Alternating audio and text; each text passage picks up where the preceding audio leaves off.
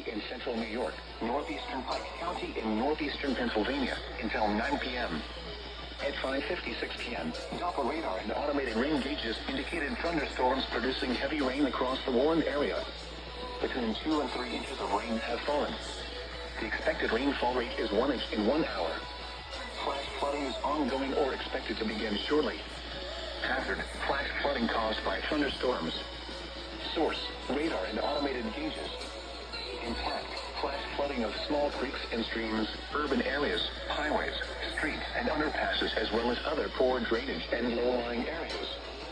Some locations that will experience flash flooding include Chehawa, Highland Lake, Eldred, Glens Bay, Greeley, Berryville, and Twin Lakes.